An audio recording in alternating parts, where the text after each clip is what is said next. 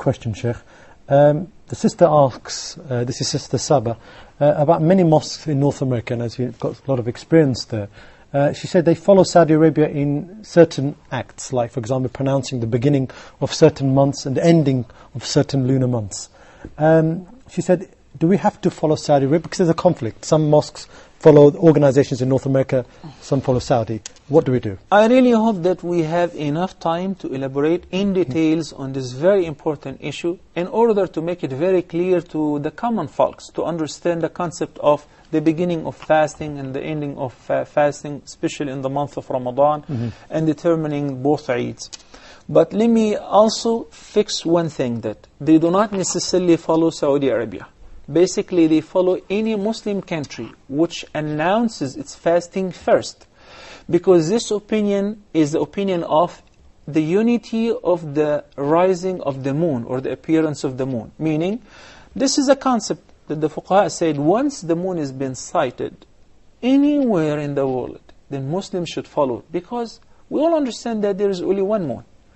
So if the crescent has been sighted anywhere, that means it's already born. Then we should comply with that and we should start fasting. Yet there is another opinion, which is a very valid opinion as well, which they rely on ikhtilaful matala'. That they say every country, every locality, especially those who are geographically far away from each other and are not on the same line of time-wise, that they have the right to depend on their own moon sighting.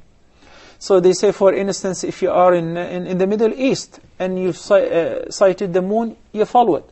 But I don't have to abide by that if I'm living in North America. I agree with that. That's perfectly fine if you adopt this view. But guess what? You need to consider this opinion constantly. Not take it sometimes and abandon it some other times. By the meaning, those who insist on taking the view or the opinion of the differences of the moon citation, that if the moon has been sighted here, that's up to you, you guys follow it, but we're far away from you, we're thousands of miles far away from you. Okay, well, guess what? The North America is not just a simple country, it's a whole continent. So there is sometimes 3 hours time difference between some states and New York or Washington or California. That means that there are thousands of miles, much greater and vast distance than between Saudi Arabia and Egypt and Jordan and Qatar and, you know, the entire Middle East.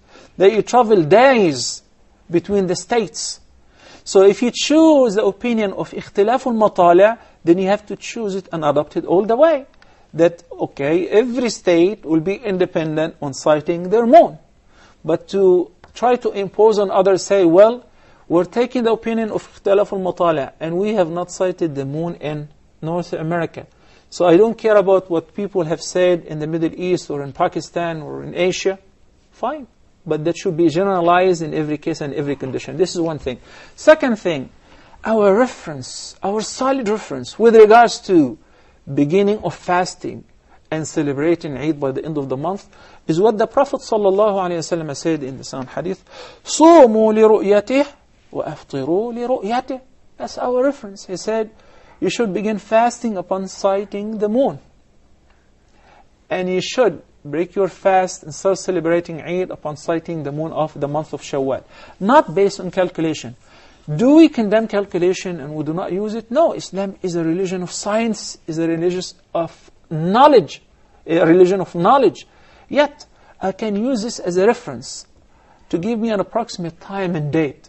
But by the end of the day, sighting the moon is an act of worship.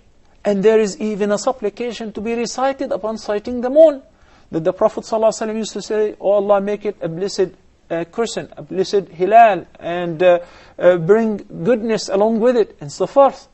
So we should go out, try to sight the moon. We're not able to sight it, then we'll complete the month of Sha'ban, 30 days. Then we'll start fasting afterward. And if we're not able to sight the moon anywhere in the world, we'll follow that technique as well.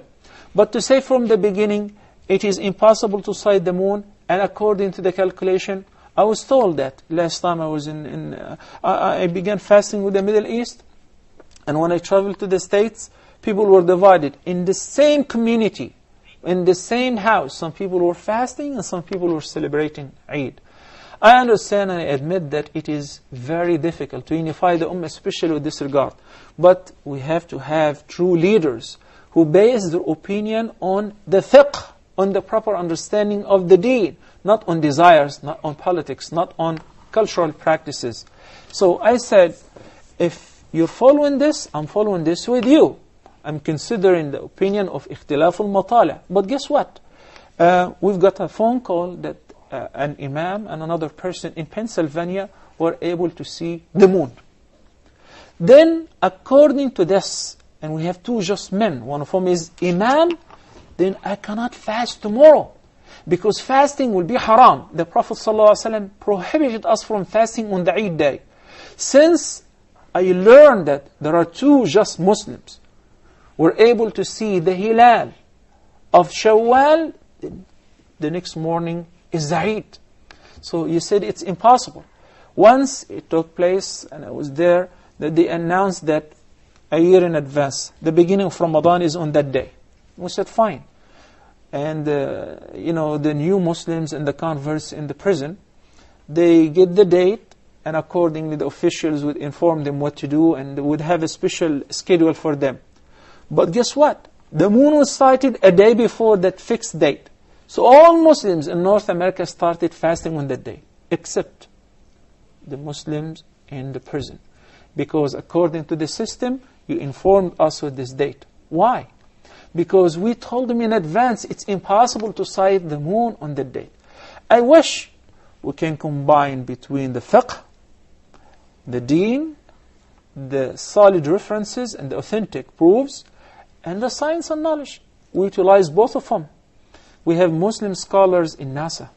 We have Muslim astronomers. They can tell us approximately whether it's possible to see it or not. But by the end of the day, what would really determine is sighting the moon, sighting the moon or not. Jazakallah khair, Sheikh.